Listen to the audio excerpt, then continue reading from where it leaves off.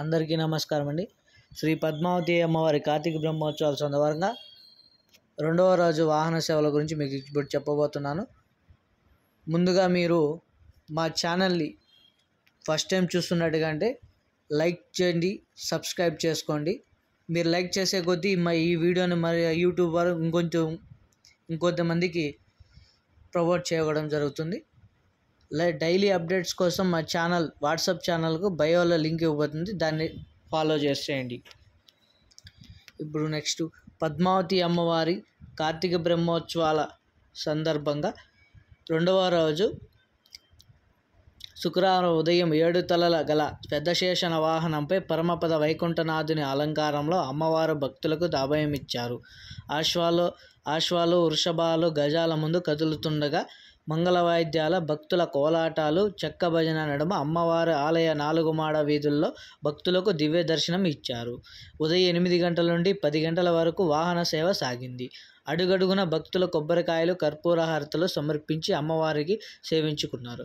శ్రీ పద్మావతి అమ్మవారి కార్తీక బ్రహ్మోత్సవాల్లో రెండవ వాహనం పెద్దశేషుడు లక్ష్మీ సహితుడైన శ్రీవారికి దాసుడిగా శకుడిగా శయగా సింహాసనంగా ఛత్రంగా సమయోచితంగా సేవలందించాడు.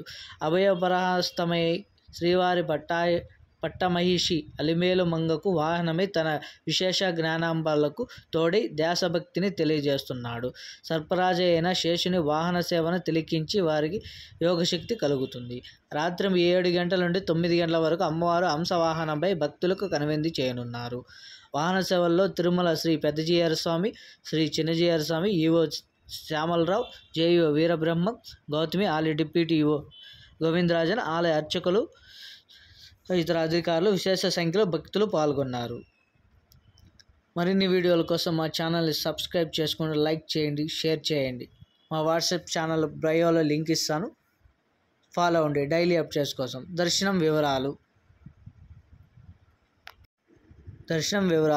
28/11/2024 గురువారం రోజున తిరుమలలో స్వల్పంగా పెరిగిన భక్తుల రద్దీ.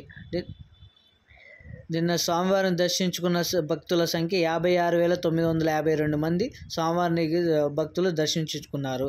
తల్లినీలా సమర్పించిన భక్తుల సంఖ్య 21,714 మంది. నిన్న స్వామివారి ఉండి ఆదాయం 3,84,00,000. టోకెన్ లేని సర్వదర్శనానికి 25 కంపార్ట్మెంట్లో వేచి ఉన్న భక్తులు.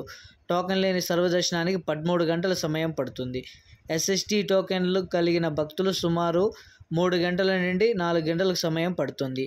₹300 ప్రత్యేక ప్రవేశ దర్శనానికి 2 గంటల నుండి 3 గంటల సమయం పడుతుంది.